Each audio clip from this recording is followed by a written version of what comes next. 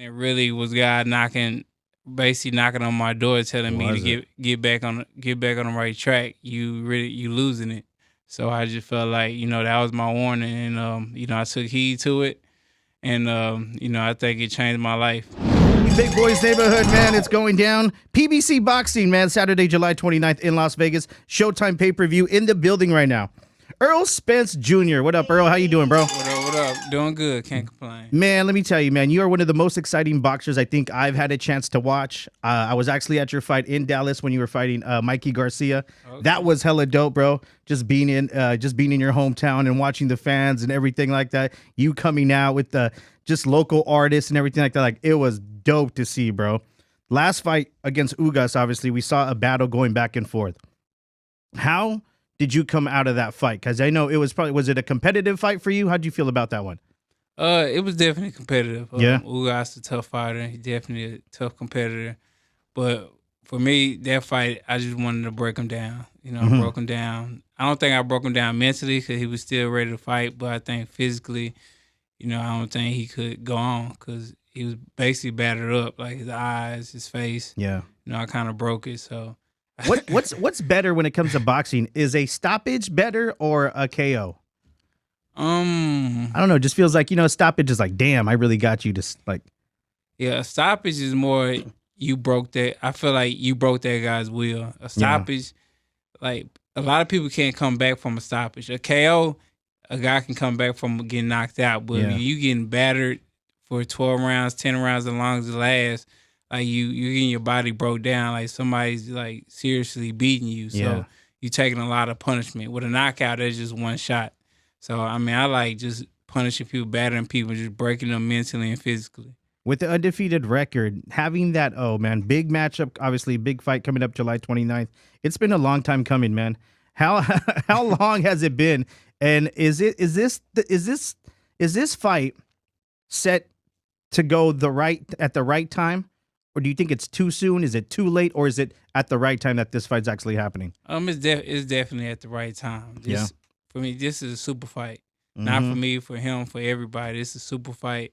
This is an old school fight. This is, the Ray Leonard, Tommy Hearns, Oscar De La Hoya, Trinidad. This is one of those type fights. This is a legacy-defining fight, basically a war. If you know the mentality, if you watch Terrence Crawford fight and you watch me fight, you know that, we're both destructive fighters. We're coming in causing destruction. So this is going to be an all-out, war, great fight. I think it's going to start out very tactical, but, knowing both of our mentalities and our wills, it's going to be hard to break one another.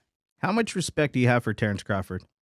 It's definitely mutual respect there, but, like I always say, once you get in the ring, it's a little bit of respect there, but I'm trying to break you. I'm trying to break your will. I'm trying to break you physically, mentally. I'm basically trying to hurt you because you're trying to take food off my table. You're trying to hurt me. You're trying to break me. So I got to break you first. Do you feel this is your biggest fight of your career? Definitely. Yeah. I feel like every fight is the biggest fight because it's led me to this moment. So every fight is big, but this is definitely one of the biggest fights of my career. Going for undisputed is something that I worked for a long time and something that I've been devoted to and, been told my people that I want this fight and I got to have it. I'm not moving until I get this fight. So it's happening now, happening at a great moment, and it's time for me to take the prize and become undisputed welterweight champion of the world, the first. I think the fans are going to be excited, obviously, man. But let me ask you this. What do you think about the state of boxing right now?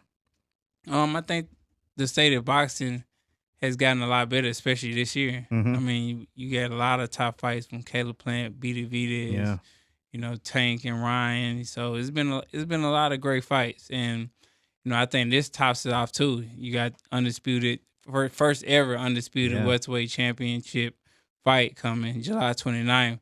So I think the state of boxing been good. I think it's been great for the fighters because from a business aspect, we're finally taking care of our business. For a long time, it's been, the promoters and managers and, I was going to say, what took so damn long? Was it the promoters? Was it just management, communication? Why did it take so long for this fight to come up? It's just business. I mean, I feel like, more boxers got their business hat on. So it's just not about, just box, shut up and box, Yeah. thing like that. It's about, getting the best out of the business of boxing. And I feel like this is the perfect time. We would have fought 4 or 5 years ago. Yeah. That'd have been two good fighters fighting each other for he just had one belt and I just had one belt 4 or 5 years ago. So it would have been no legacy behind it. Just been two great fighters fighting each other. But now we're fighting for undisputed. I got 3 belts. He got 1 belt. But he fought a lot of great competition. I fought, the better competition. So this is a huge fight. It seems like it seems now with social media, it's like the social media seems to be their own promoter. They want to push these fighters. You need to fight so and so. You need to fight so and so. And it's like sometimes you see these fighters not ready for it. Just for example, we saw the Ryan Garcia Gervonta Tank Davis, right? Yeah. That fight, a lot of people wanted, Ryan Garcia to go up against it. Happened. Yeah. Then what happened at the end? A lot of people said, "Man, Ryan Garcia wasn't really ready for that." What was your thoughts on that whole fight with Ryan Garcia and Tank? I thought he wasn't really ready for that yet. He wasn't tested up to that point. Yeah. Most guys, they'll have a test before they fight somebody like Gervonta Davis, who's been tested, he's proven and things. But I mean, it was a huge lucrative fight for him, and he took the challenge. He took the challenge like a man, and wanted to fight one of the best fighters in the world at 135 pounds, and that's what he did. But I think it was probably a little bit too early for him to fight Gervonta Davis at the time. What are some of the biggest mistakes amateur boxers make, or boxers up and coming boxers make? You feel like when you're amateur, you're young. So even when I signed with Mr. Heyman, he was talking about after retirement, he was talking about saving money. He was talking about trust and all this type of stuff. And for me, I had a father in my life who he was like, man, because I wanted to sign with somebody else because it was gonna give me a signing bonus and all that. You saw money. Yeah, I saw money. And he wasn't on the signing bonus thing. He was talking about the future. And I was like, man, like, he's not giving me nothing. Like, I don't really want to sign him. My dad had to sit me down and was like, man, you looking at right now. You're not looking at the future. You're not looking at 10 years from now, 15 years from now.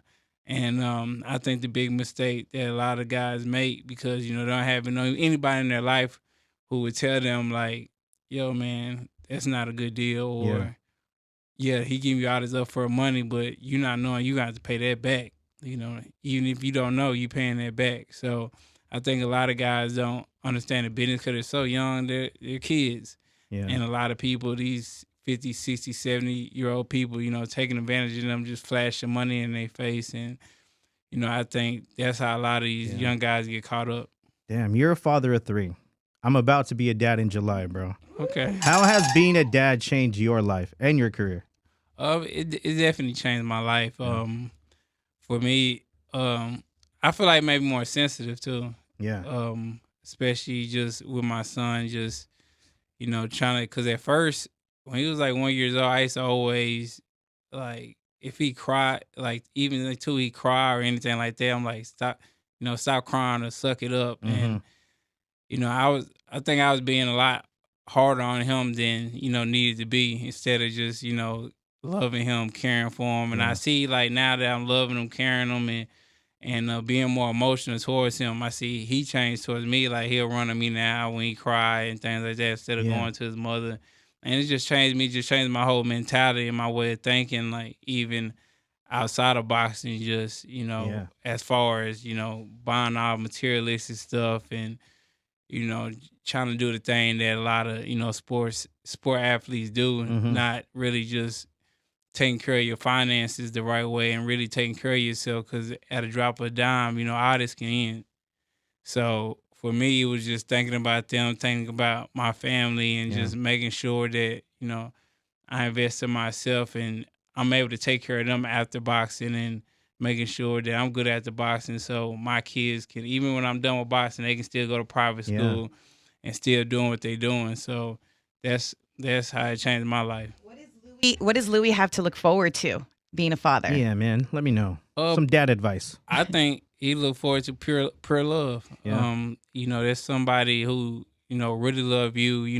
When you look at your kid, you see you inside the kid. And then, You know, you got people. What if it looks like the mom? No, I'm just. That's cool too. I'm just gonna see the mom. Like what? But just like even like you see like the grandparents, they like or the older people, they're like, man, I remember you used to do that when you was a kid, or you used to do this when you was a kid. Like you like for real. So you just see yourself inside your kid, and you just that pure love and that warmth, man, and you just. You know, when they wake up in the morning, they kiss you and all that type of stuff. It's just, you know, it make you feel different. I don't think I really know unconditional love. Yeah. Until, you know, I had a kid. Of course, my mom, but until I had a kid. Damn, that's dope. Errol, man, you're obviously blessed to be here. Back in 2019, that car accident, a lot of people saw that. Man, what was it like just coming back to boxing after that? It changed my life. It made me realize being young, you think you indestructible. At that time, I thought I was indestructible. Man, like I thought nothing could really stop me. Like I was just, you know, I really stopped doing what I thought what got me to that point. Yeah. You know, I kind of drifted, so to say. I kind of drifted off to the side. You know, and I feel like. That accident really was God basically knocking on my door, telling me to get back on the right track. You losing it, you know. So I feel like that car crash was basically a blessing. Cause it really got my head straight, got me right, and you know, cause at that time I was hanging out, drinking, partying, you know, just doing whatever, you know. So I feel like at that time. God knocked on me and just told me, man, straighten up. You're doing the wrong thing. You know, like the Bible say, warning come before destruction. So I just felt like, you know, that was my warning. And, you know, I took heed to it. And, you know, I think it changed my life. That's awesome, bro. I'm just glad we're actually here just talking to each other, man. Let's go back to boxing real quick, man. When it comes to boxing, what's the one thing you would fix in the sport of boxing? Is there anything wrong with the sport of boxing? Across the board, we could talk promoters, we could talk promotions, we could talk fights, whatever it is. What would you fix? Let me see what I fix. The press runs, the interviews. He's like in studio interviews at radio stations. Probably just I feel like it's good compared to the MMA. I feel like because MMA got a monopoly on UFC, so they just the reason why the best fight the best there because they got somebody basically telling them it's more business and politics and boxing. So I will probably cut out the politics in boxing. Yeah, it's all politics with Top Rank, Golden Boy, everybody like it's super political. So I will probably change the politics and have everybody basically just come together. And so we can make the great fights happen. Gotcha. We just saw a situation with Floyd Mayweather fighting in the ring against John Gotti III, who I didn't know who the hell it was until I saw that. We saw what happened afterwards with, just him going after Mayweather afterwards. What are your thoughts on these exhibition fights that are happening? I mean, I have no knock to it. Yeah. I'm one of those guys, get your money. I mean, they going to play Floyd 15 mil, 10 mil, fight a guy like John Gotti. I mean, why not? But it gotta be more. It gotta be something else because it's like all the big fights that broke up. You had like 20 people fighting like different fights. You had Jocelyn Hernandez fighting. Yeah, bro. In the back. Yeah, in the back, man. I'm like, man. If you've seen the clip too, by the way, there's crazy. a lot of cleavage. Yeah, I seen there's the a lot clip. of everybody a lot of stuff comes out. Yeah, everybody was just fighting. It was like 30 fights that broke out. Hell so yeah. It gotta be more to be done to stop all that type of stuff. Man, well, it's good to see you, bro. July 29th in Las Vegas.